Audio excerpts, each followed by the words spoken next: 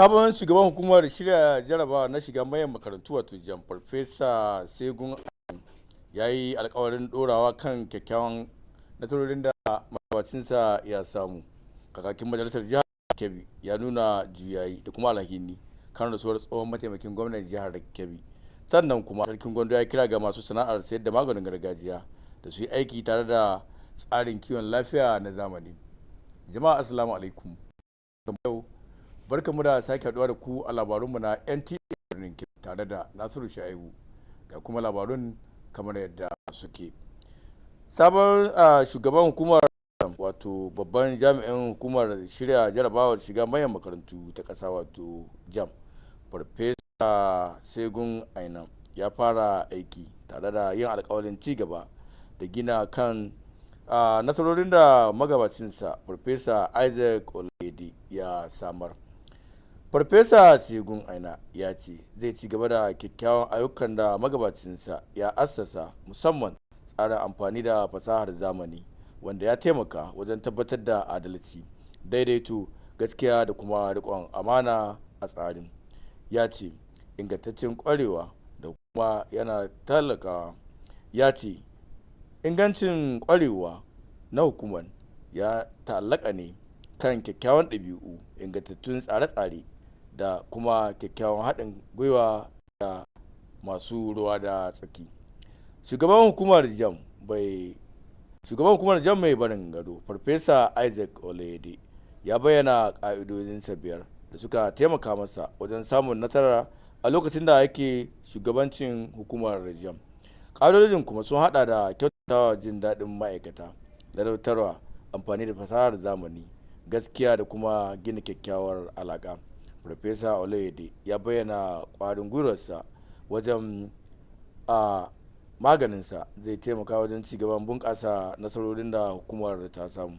Farfesa segun aina ƙwararren injiniya ne ta na'ura mai kwakwalwa kuma malami ɗan kasuwa gugaggen jami'in gudanarwa. Ya karbi ragumar jagorancin hukumar jam a matsayin magatakarda kuma babban jami'in gudanarwa bayan naɗa shi da shugaban ƙasa bola ahmad ya yi a wannan shekara ta 2026. Mai martaba sarkin Gondo Muhammad Ilyasu Bashar ya yi kira ga masu sana'ar sayar da maganin gargajiya da su yi aiki kafada da kafada da tsarin kiwon lafiya na zamani domin jama'a su amince da magungunan gargajiya. Domin jin cikakken rahoton sai ku dakaci Abubakar Garba Digi.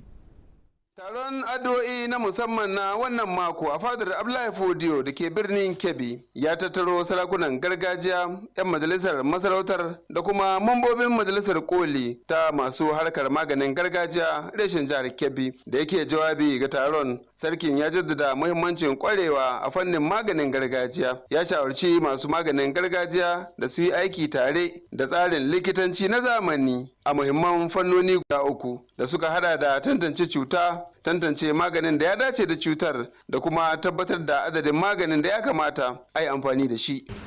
Saboda haka ya kamata mu je tare, kada ce ga da gargajiya daban da turawa daban, diskowa ne da sha magani waɗanda musulmi. Saboda haka dole a samu haɗin kai tsakanin gargajiya ne da kuma na turawa ne. Tun da duk ne za a ba magani. A jawabinsa, shugaban kungiyar masu maganin gargajiya na ƙasa reshen jihar Kebbi Abdullahi Muhammad ya nuna godiyarsa ga goyon baya da jagorancin mai martaba sarkin Gwandu. Manufar wannan ziyara ita ce mai martaba ya ba mu kyakkyawan shawarwari irin waɗanda uba yake ba 'ya'yansa, kuma alhamdulillah ya ba mu. Musamman ya gabatar da walinsa, shi ma ya ƙara muna mai girma wali, shi ma ya ƙara muna shawarwari a musulunci, domin a ƙasanmu ta musulunci yadda duk zamu yi ba za mu ƙetare addini a cikin harkokinmu ba. Addu'ar ta musamman ta wannan mako da aka yi a fadar Abdullahi Fodiyo na ci gaba da zama dandalin tattaunawa ga shugabannin al'umma don magance matsalolin zamantakewa, lafiya da kuma ɗabi'u a masarautar. Daga birnin Kebbi, Abubakar Garba Digi, labarin Nta. An tunatar da iyaye musulmi da su sanya wa 'ya'yansu kyawawan sunaye masu ma'ana tare da kula da iyalansu bisa ga koyarwar addinin musulunci. limamin masallacin juma'a na shaya da ke garin aleru shine ya yi wannan tunatarwa a cikin hudubarsa ta sallar juma'a. Ga cikin rahoton.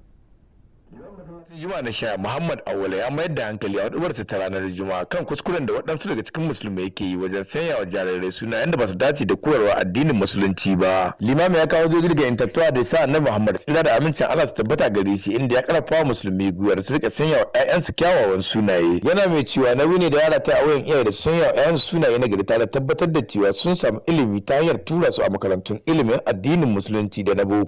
Ya kuma gargaɗi ga musulmi kan sakaci wajen samar wa iyalansu abubuwan da suke bukata da kuma rashin cikakkar kulawa. Yana mai bayyana haka a matsayin abin da bai dace ba. Annabi sallallahu alaihi wasallama ya ce, ana ku saurara, lallai matan ku suna da haƙƙi gare ku. Abinda haƙƙin matan ku akan ku ciyar da su idan kuka ci. In ka ci ka ciyar da iyalinka, kada ka zo ka zauna kai ka ce abu mai daɗi iyalinka kana barin su da abin da bai da daɗi. Annabi sallallahu alaihi wasallama ya kiyaye da haƙƙin makwabci da kyakkyawan mu'amala da makwabci. Limamin ya kara da jaddada muhimmancin da ke tattare kyautata wa makwabta. Yana mai kira ga musulmi da su zauna juna cikin zaman lafiya, kauna da kuma fahimtar juna. Nasiru Sha'ibu, labarun NTA. Za mu leƙa sashenmu na sako. Kowace rana a sashen labaru na lamuran yau da kullum na NTA Birnin Kebbi mukan tattauna yadda za mu kawo muku sahihan labaru da za su ilmantar da ku waye, a ina, don me da kuma yaushe. Wa'annan su ne tambayoyin da muke amsa muku a kullum. Tance da wakilanmu Hassana Abubakar Koko, Usman Abdullahi Shehu, Abdul Muhammad Bawa, Abubakar Garba Digi da kuma Nasiru Sha'ibu, haɗi da masu gabatar da labarun Jafar Yusuf Ilu da Salamatu Halliru, kan sa ku neman ƙarin bayani a tashar NTA Birnin Kebbi, tasha mai daidaito. Barkanmu da dawowa. Akalla mutane 11 ciki kuwa har da yara sun jikita sakamakon hare-haren da sojojin Isra'ila suka kai kusa da unguwar Junaid da ke birnin Domus na kasar Falasɗinu. Muawiya Usman Kamba na dauke da wannan labari da kuma sauran labarun abubuwan da ke faruwa a waɗansu ƙasashen duniya.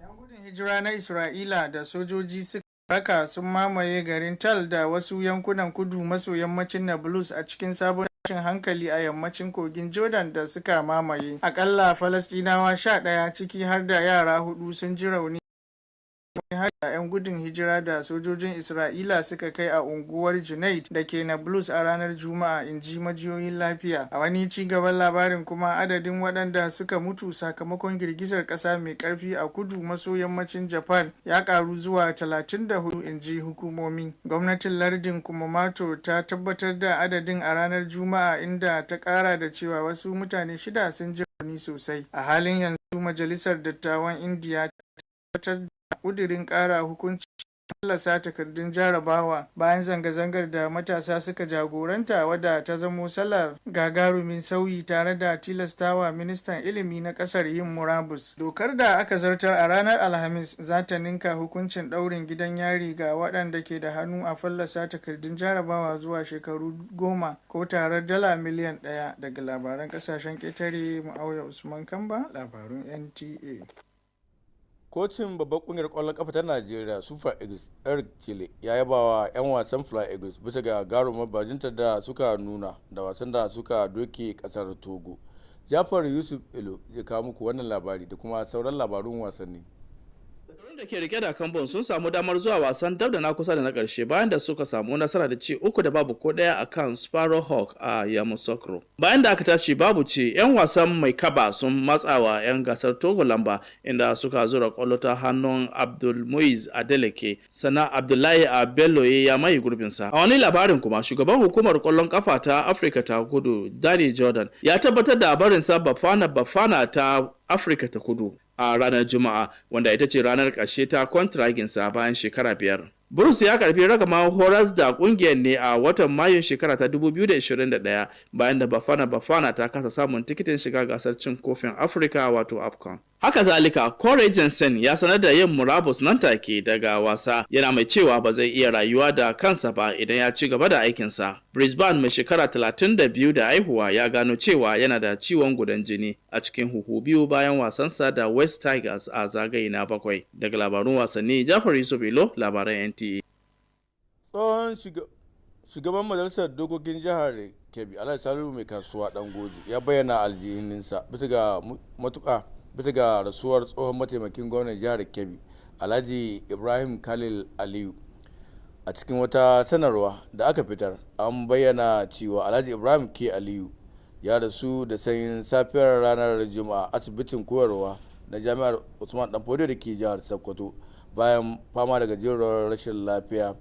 Marigayin fitaccen dan siyasa ne daga masarautar Yawuri, kuma ya rike mukamin mataimakin gwamnan jihar Kebbi na wa'adi biyu daga shekara ta 2007 zuwa shekara ta 2015 a ƙarƙashin mulkin tsohon gwamnan jihar Kebbi Alhaji Sa'idu Usman samun ɗakin gari. Shugaban majalisa Alhaji Salisu mai kasuwa Dangoje ya bayyana marigayin a matsayin dattijo, malami mai kishin ƙasa wanda ya gudanar da ayyukan ci gaba da kwazo da kuma riƙon amana da sadaukarwa wajen himmatawa al'umma.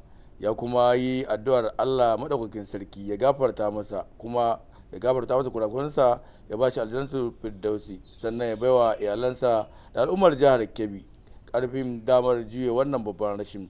Haka zalika, shugaban majalisar ya yi kira ga al'ummar jihar Kebbi, musamman masu ruwa da tsaki a harkokin siyasa, da su koyi da kyawawan ɗabi'un marigayi na takalu, gaskiya da kuma sadaukarwa na wajen ci gaba al'umma.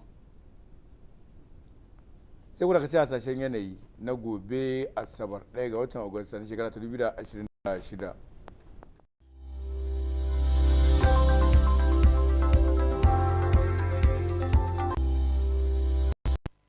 Ƙarshen fasarar labarin na wannan yammacin da kuma wannan nake cewa Allah ya sake haɗa mu da alheri.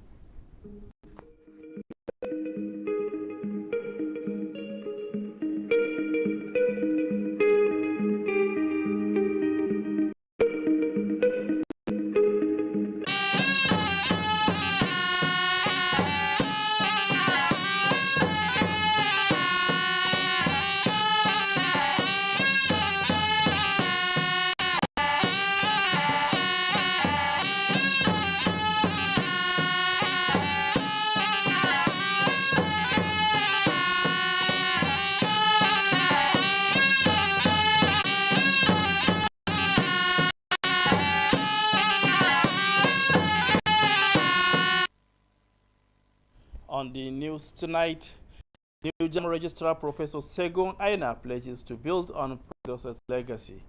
Speaker Kebbi State House Assembly mourns the passing of former Kebbi State Governor. Plus, Emir of Gondu calls on herbal practitioners to work with modern health system for safety and better standard. Good evening and welcome to Nta Birnin Kebbi News. My name is Jafar Yusuf Ilo. The newly appointed registrar and the chief executive of the Joint Admission and Matriculation Board (JAM), Professor Segun Aina, assumes duty with a pledge to consolidate on the achievements of his predecessor, Professor Ishaq Oloyede.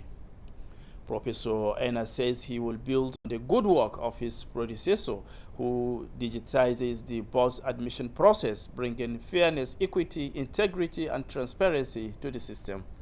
He says the credibility of any institution rests on strong value, effective system, and strategic partnership.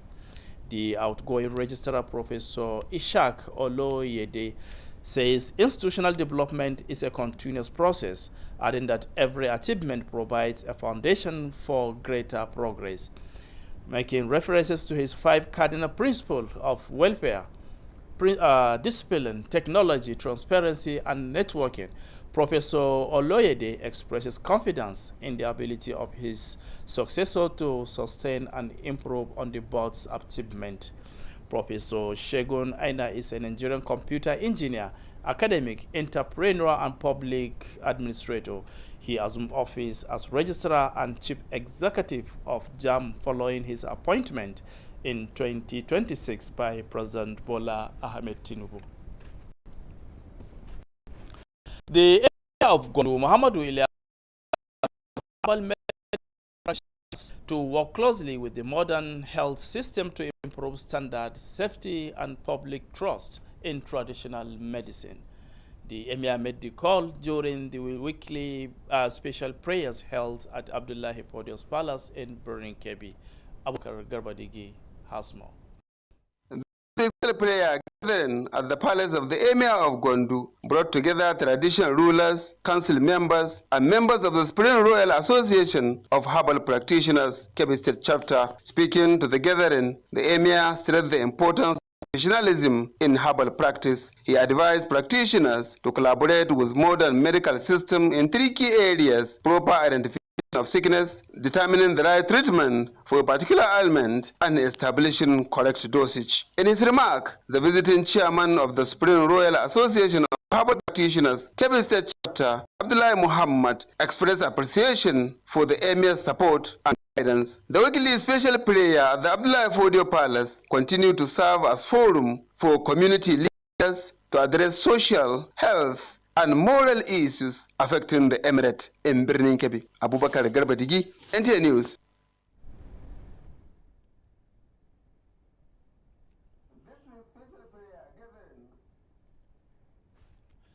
Muslim householders have been reminded to give good names to newborns and care for their families. The chief imam of Shaya Jumaat Mosque Aleru, Imam Muhammad Awal, gave the advice while delivering his Friday sermon. Correspondent Nasiru Shaibu has the details. Imam Muhammad Awal centered his Friday sermon on the mistake many Muslims make in naming newborns with names that do not conform with the Islamic teachings. Imam Awal quoted authentic hadith reported by Prophet Muhammad, peace be upon him, encouraging Muslims to give good names to their children. He said it is the responsibility of parents to give good names to their children and send them to both Islamic and Western schools to acquire education. Imam Awal also cautions Muslims against failing to provide shelter and care for their families, describing it as wrong. The Imam further emphasized the need for Muslims to be good to their neighbors. Nasir Shaibu, NTA News. Viewers, stay tuned for a break. Every day in the News and Current Affairs Department of Nta Birnin Kebbi, we brainstorm how to bring you balanced, accurate, and factual information that broadens your horizon. The who, the where, the why, and the when are the questions we seek to answer daily.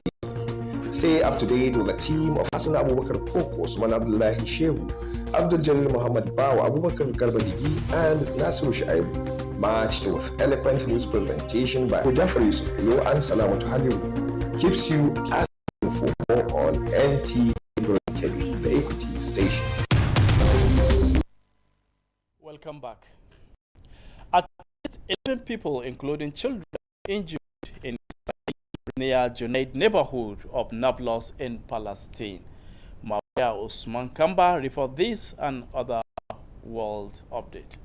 Israeli settlers escorted by soldiers have stormed the town of Tal and other areas southwest of Nablus in the latest escalation of violence and tensions in the occupied West Bank. At least 11 Palestinians, including 4 children, were injured during a raid by Israeli settlers and soldiers in the Junaid neighborhood of Nablus on Friday, medical sources said. In another development, the death toll from the powerful earthquake in southwestern Japan has risen to 34.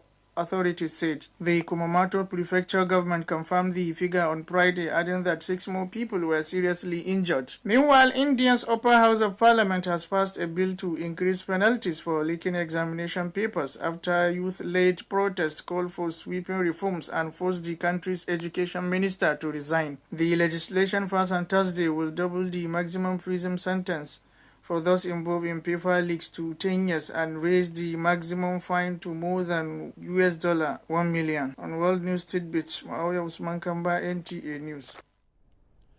Super Eagle head coach Eric Shelley has heaped plundered on the Flying Eagles following their brilliant display against Togo. Our correspondent completes the story and many more from foreign.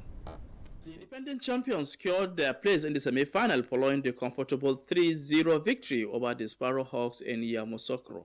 After a goalless first half, Abdul Mekaba's side put pressure on the Togolese, scoring through Abdul Muiz Adeleke and substitute Blair Aboyebe. In another development, South African Football Association's president Danny Jordan confirmed the departure of Bafana Bafana head coach Hugo Bruce on Friday, the final day of his contract after 5 years. Bruce took charge in May 2021 after Bafana Bafana's failure to qualify for African Cup of Nations AFCON. Similarly, Corey Jensen has announced his immediate retirement from the game, saying he wouldn't have been able to live with himself if he continued his career. The 32-year-old Brisbane prop was diagnosed with blood clots on both lungs after playing against West Tigers in round 7. On World News TV, Jafari Zobelo, NTA News. On the south note, the Speaker of the Kebbi State House of Assembly, Salihu Mekaswa Dangoji, has expressed deep sorrow over the death of former Deputy Governor Ibrahim K. Aliu. In a statement issued, Ibrahim K. Aliu died in the early hours of Friday at Usman Danfodio University Teaching Hospital, Sokoto, after a brief illness.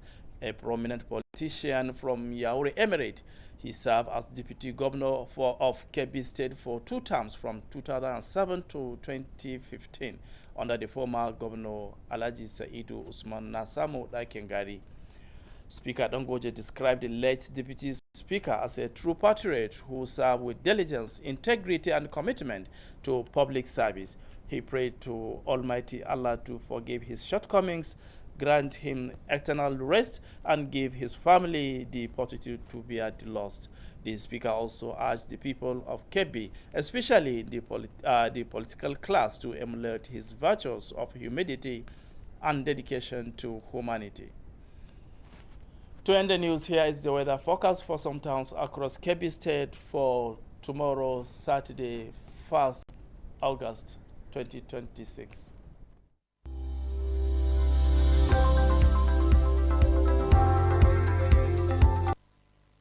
Viewer, thanks for watching and goodbye for now.